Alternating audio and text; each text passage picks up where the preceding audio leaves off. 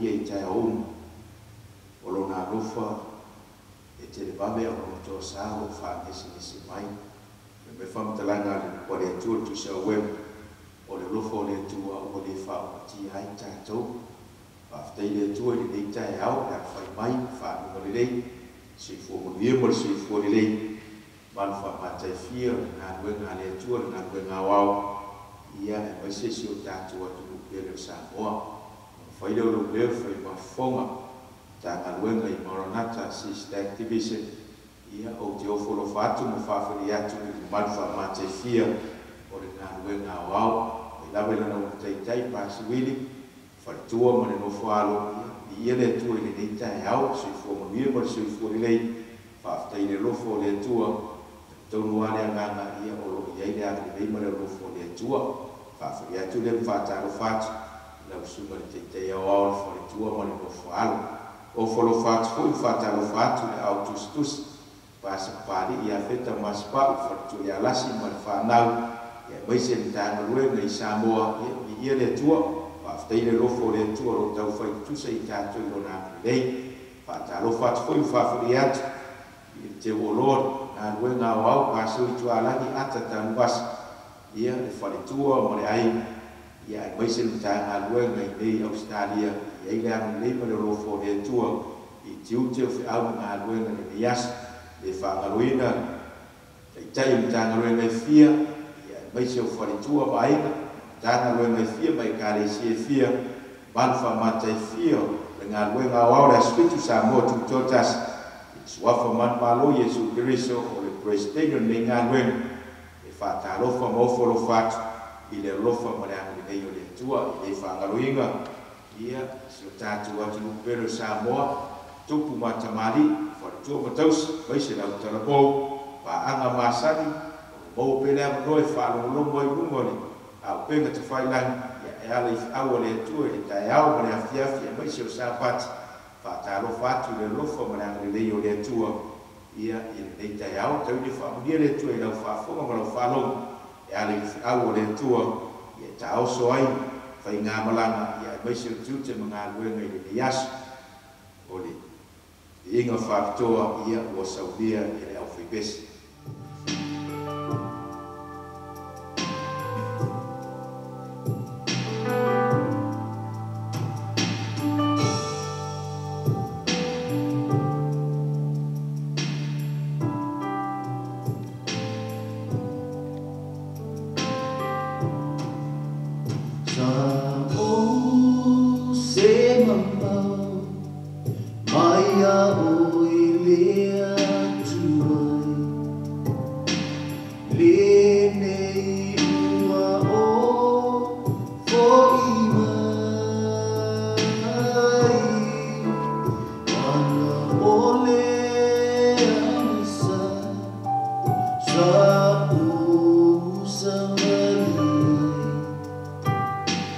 Lili iwa o, fo ima.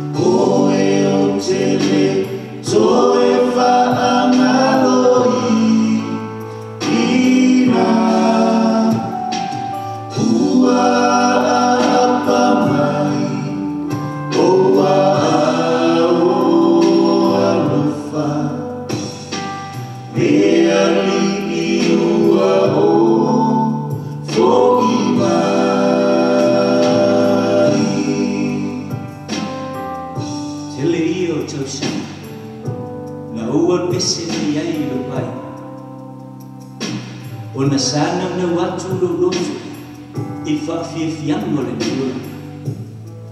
Ai beta wana tinga ma bua ma na oko mai ni le wola. Ona ufa bele le au tulai ma outoi fo I lo pai. Awa o lo tama o lo whatani mai ma ona awalufa. Matavia ya e tangata masana. Fo'i mai le aina, fo'i mai le aina, oe o te le toe whaamaloi ina, ua apa mai, oa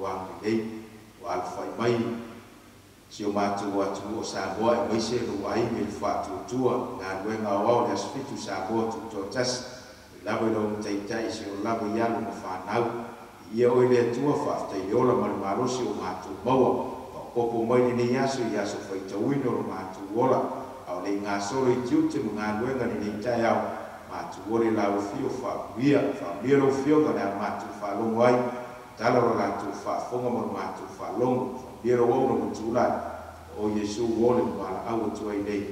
Amen. E maua se tuori leo tai au nei tai au ia mai lava leo tai au e kalisia Espiritu Santo to tasi lo fanga solo. Vele tu se Yakobo o waifi au le tuai nei tai au. Yakobo no ta mo fo petolu se o fa la foi tawin. Ina uo tau I loa o le tofuino lo tu whātua tua. E tupu ai leo sa. Ai atoa toa ngā luenga leo sa. Ina ia atoa ai ma ia sao o na lelei ai o tau. Ia le ai se me tasi e mativai. Upore apostolo Yakobo le au na le atua pole au na Yesu Kirisu. Tu sie I le fiafi e whaima whamarusinga mo I tātou ni le tai awa ngā tutiu te uwhi au ngā luenga. O le whamtalanga ne apostolo ina ua tau iloa o le tofu ino lo tau whātuatua e tupu ai leo sa a ia atoa le ngā luenga leo sai ina ia atoa ai ma ia sao o na lelei ai o tau ina ia le ai se me tasi e mativa ai o nau whautuina lea o le leo tai au I le tai au nei sister o tofonga e tupu a tini ai lo whātuatua ma lo o sa o le tele o tofufonga e a tini ai o na tupu ai le whātuatua e a tini ai foi o na tupu ai le sa tātou te ui tofufonga tātou te ui tinga tātou te ui whaingata a whai mai whantalanga le apostolo Yakobo I le tai nei o le tele o tofufonga sister e a tini ai o na tupu ai lo whātuatua ma tupu ai lo sa mai no vai na mua ole te awale tu e te ala nei sister o ha mai no fatu o ha mai no fatu e te ala nei o ha mai no fatu i nei vai tau o tau sango tatu ia o le fatu e fe tau te se very soon testament mo al fatu o le fala mo la le me o fa mo ia o le mauti noa i mea le vai e very soon testament ko ono ale ai se fatu e le mawhai o na fia mai le tua aisa awa e tatau le aruatu le tua o na talitonu o ia fo i na te tau ia mai o e matua sa ili le tua o le fatua tātou te whitaia i e matinga o le fatua tātou te whitaia i e matoftofonga ba whangana whamela apostolo Iakopo o le tele o toftofonga si stek le ngā ruenga wa e a tili ai o na tupu ai no fatua tua. Whamera tusi e pere tolu whai pa sumar wha awa e mafuta wha tasi tātou makarisi e a whai tātou te tau fi mauna i lo tātou mua i fatua tua e tau le ngata. O e le tau nei mara ai mo le tua e le whiaua le tua i le taimi na e ua i taria ai le upumoni ma le whiaua le tua ma lau tau tino. Pai mai whamtaranga le apostolo tusi o e peru aua tātou te mafuta whatasi makarisi. Iesu le ano le tua he a whai tātou te tau fi mauna o whape i mai lo tau fi mauna lo fatua tua. Ai foi mai whamtaranga le apostolo le muai fatua tua le nana e tani e na Iesu e ale le vai il baptiso o lo muai fatua tua le na e tau tino ai lumo Iesu ina ua e ustai mai tani e ina le whiaua le tua foi mai le apostolo e tātou te mafuta whatasi makarisi pe a whai tātou te tau fi maunama i lo tātou muai fatua tua e tau le ngatanga. E so i whanga mara oranga le tātou te ola i ni ngā goe ngā le tua o le tātou te iei le COVID le whaama o mea watutuku tau o mamisi ai whai mai whamtaranga le tuspaia e te tau fi maure fatua tua na e tau le ngatanga o na mawhaidea o na tātou tau fi mau ma mafuta whatas ma Iesu Christ mai whamtaranga le apostolo Paulo mo moti mo teolon tau koe whaolon whau koe fitu mai o awa o le mearea tātou te ngā lua e upureanga ina i tātou ai whai mai tātou te whātua tua i lea tua soifua whai mai ai silia o e whātua tua e tā ua le apostolo tuso Iakopo whai mai o le tofutofo i o lo whātua tua e a tini ai o na tupu ai lo sa i ane mo mofo e kwesuma le lua whai mai o le whātua tua o le tania ina o ia Pai mai ma fatua tua i le suafo le tua. Pai mai na te apatu i ai le manuia, o le ale manuia, a bea i tātou ma wha nau o le tua. Pa whaana whi meiri whisiri te au nei ai o le tua, si stek, o a mai lo fatua tua. O tu mau lo fatua tua. Pe afta iai ma ti ngā ma whainga tāma pua ngā, pe ai wa ai le taimine o tātou iai, wha mata o tau wha mamuru lo fatua tua, ai whai mai na apostolo, e mafuta whatasi tātou makarisi. Pe a whai tātou te tāo fi mauna i lo tātou mua i whātuatua le tai au mane asu. Na e taria hina ai Iesu e me mari mo whaoro i o seifua ma e tau tino i lumo Iesu e tau ua ngā tāna. Mai reu vai ngaruna rua le leo te ao nei siste o a mai lo morusa. E rua vai ngā tā ua nei te tōnu leu po le apostolo Iakopo e le ngata o le whātua tua a o le orusa. Pai mai leu po le tua o a mai lo whātua tua o le whātua tua tātou te whitaia i e matinga o le whātua tua tātou te ui e toftofonga o le whātua tua fo e tāpena i lo ainga tāpena i oe tāpena i tātou uma i le wha moi o la tamai a whai mai le banga lona lua sistek o a mai lo orusa o whape i lo orusa o tau mamuru lo orusa Pai mai le luka ispula lo whai kusumariwa o lo tau orusai e mau ai lo tau ola e ukure o le orusai tasi le o vaenga o fua le ngangpai o le atua e whai tautus kaltia lima lo sulua i fua le ngangpai o le atua a o le alofa o le ori oni o le orusai Aisia, la ngā ore o sai e te whaatari ai. e re ngata e te ui e tinga, e te ui e whengata, e te whaiai ma puapuanga, a o reo no sai le whamautu si ako, o le tofu ino lo tau whātua tua, e a tini ai, o na tupu ai o sa. Ba whangana whameni vaenga mua le reo te au, nei sistek, o a mwero whātua tua. Lua, sistek, o a mwero o sa. Mai o lo tau wona sa, e mau ai o tau wona. Pai tau tu se peru skuru tau lima tau fitu, o le mea lea, au o le la fwa i e ilo tau whamaros, wa iai le tau i e tele, au wa ngā ia te o tau le o sa, sistek, ina ia mau e o tau le me na whoroforo ina, pe a uma na, o na whaia e o tau le fina nau o le tua. Ma whangana e whai tau e tusi leo reo te au, nei, e lua vaenga te tele na iai, o le tupu o le whātua tua o le tangata, ma le tupu o le sa, e ngai sea, a le ai se whātua tua, e ino mai lea tua, a o leo na sa, mai le apostol, o le mea lea, au o le la wha i eiro tau whamaros.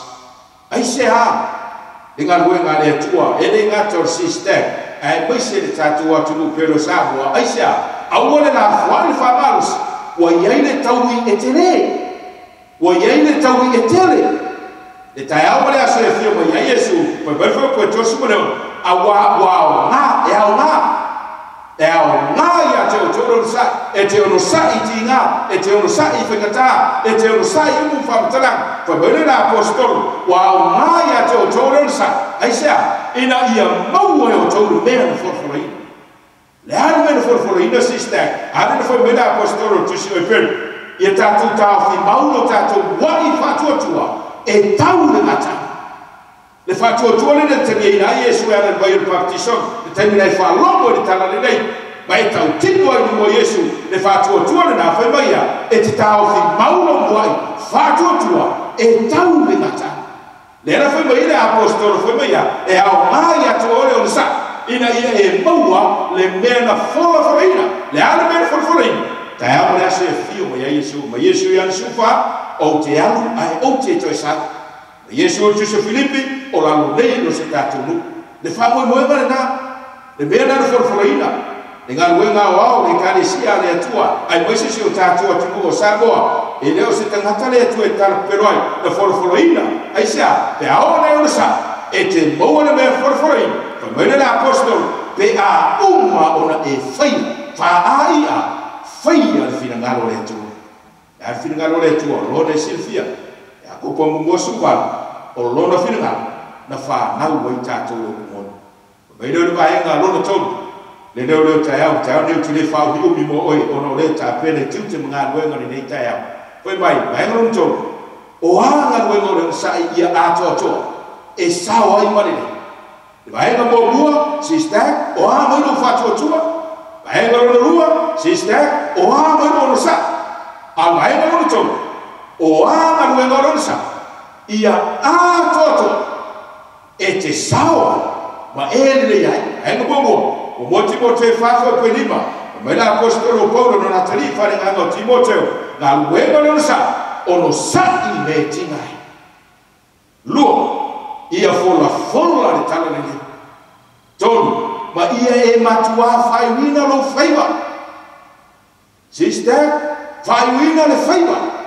Ma whangana mai Paulo e a Timoteo, ia e te ono sa i me tingai, tinga, e te ui tinga, e te ui whingata, e te ui puapuanga, le ralolangi le tātou te iai, le whaamai le o tātou iai, o te tupu mai, a whai maine o kore apostolo Paulu, ngā ruenga le sa, e te ono sa i me tinga, e te whaine ngā ruenga le fola le tala le nei, tala le nei e le tua, e te whalongo mo tātou whalongo ai, le tala le nei le, aku numari YouTube, ai sea, ina ia whaoina si o tātou atu nuu pēno Samoa, ai mai se leo tātou ai, i le wha moe o rata mai.